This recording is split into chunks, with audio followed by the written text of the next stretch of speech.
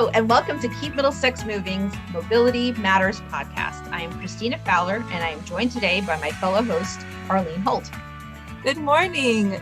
I am so happy to be here with you, Cristina, especially since March is Women's History Month. On today's podcast, we'd like to highlight some of the women here in Middlesex County and the important work that they do in local government and within our community. Thank you. Our guest today is Middlesex County Commissioner and my good friend, Leslie Koppel. Thank you for joining us, Leslie. My pleasure to be here. So why don't you tell us about yourself and how you got involved in local government? Local government has become a way of life for my family and I. About over a decade ago, when my son was in kindergarten, I got involved in the schools. My son is now has graduated from college, so it's been a long run. But many women we find do get involved with their community because of their kids. They come in through the school system, through teachers, through activities with their children, and they see things that may need to be changed or improved, and it becomes a stepping stone into the political arena. Very few people, I find, especially women, woke up one day and said, wow, let me run for office. I want to be, this is my role in the community. So often it's our children that bring us along. You're right. And I think we've all been there, right, Cristina? I mean, you are now a councilwoman in Hightstown. And so getting involved in your community has been a stepping stone into that aspect of your role within Hightstown. Commissioner, would you mind talking a little bit about what exactly is a commissioner and your role in county government? Exactly, a commissioner is, Middlesex County, I found, because Middlesex County is huge. So I'm from the southern part of Middlesex County, which is Monroe Township. That's exit 8A. We go up to exit 13. So Middlesex County is a huge, exciting county. And the diversity is absolutely amazing. From top to bottom throughout the county, we as commissioners get to represent so many different kinds of communities, cities, small boroughs, towns, and people. So it's really thrilling and exciting for us as commissioners. We're a very diverse group ourselves. We come throughout the entire county. We're responsible for the budget. We have a county jail. We have county court systems, so many, and county roads, especially in some of the, like Monroe, where we live, there's a lot of county roads. But it's very diverse, it's very exciting, and there's so many new projects that the county can be part of. We have 2 arts projects that we just completed, and those are as exciting as anything else that we've done. We have some projects with ferries, with parking lots, all different kinds of events that we run, the plays in the park. So there's very little part of someone who lives in Middlesex County's lives that we don't have at least some effect on. And that's part of the challenge. And also the joy of being a county commissioner is that we get to positively affect so much of things that happen in individuals' lives. And hopefully we can provide, and that's what one of my goals and why I love being a commissioner, is to provide families and our neighbors with places to go and a place to live that's comfortable, diverse, and welcoming. Well, you mentioned the ferry system, and I know that the Middlesex County commissioners have played a really big role in the transit village in North Brunswick and creating a new train line that is so integral to our commuters here in Middlesex County and all over Central Jersey. So, I'm thankful that the leadership of the commissioners has helped create that, because it's really necessary for everybody, and it's really going to change that area, the southern part of Middlesex County, for the better. And we do have a 2040 plan. We've been working on this for a number of years, but as being a visionary, where do we want to go? And transportation has always been at the top priority of things that need to be addressed in Middlesex County. And as much as it's important to us as a county and your role in it, it's not just Middlesex County's issue, right? This is a New Jersey issue, but how can we affect where we are. The ferry, the train station, through parking garages, through helping other ways of people to commute, get to place. Those are all parts that the county realizes affects people and their daily lives. True. We joke around about does Central Jersey exist? Middlesex County actually is essentially Central Jersey, and it is the transportation hub of the state when you think about it. We have the North Jersey coastline and the Northeast corridor, and we have several stops in Middlesex County for it. Yeah, Transportation 2040 is integral to the future of the county.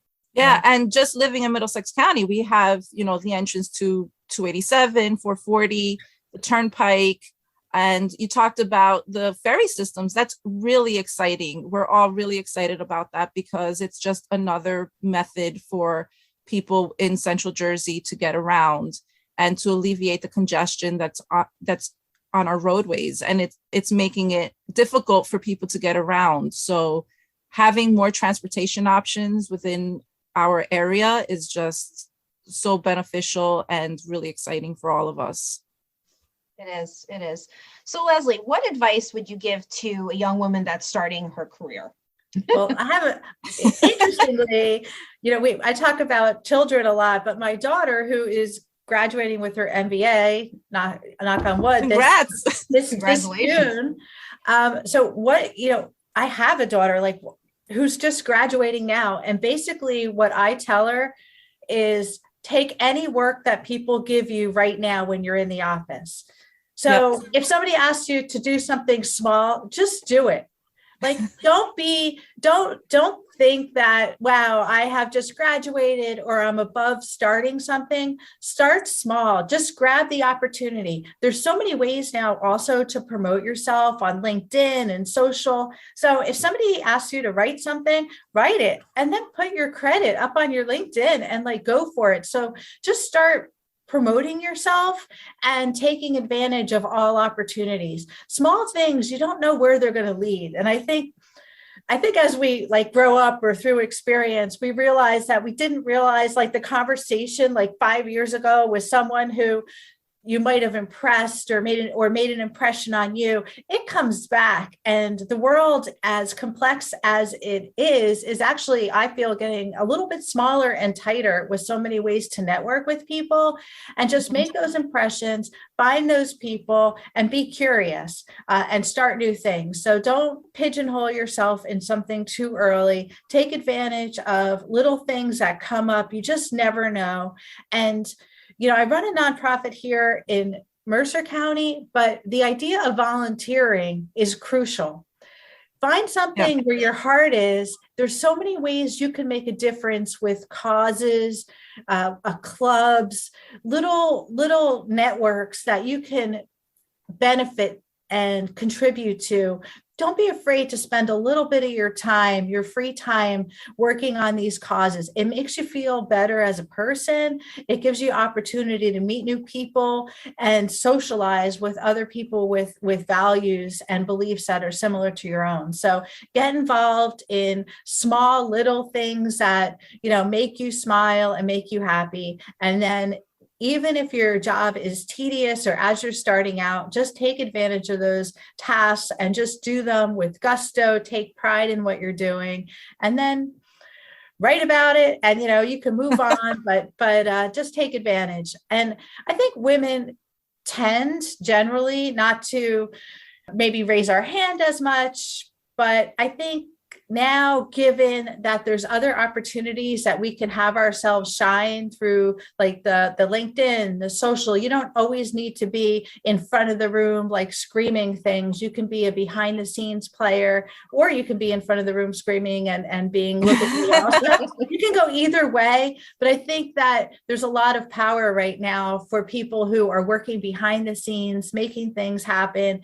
and really and kind of running the world as I see it. So you can be out front or you could be in a worker bee, but the thing is to be involved and just go for it. And that's my biggest advice is just do it, start, get off your couch, get out of your house or do it from your couch and your house, whatever, however you're comfortable, but just start engaging in whatever activities make you feel really good.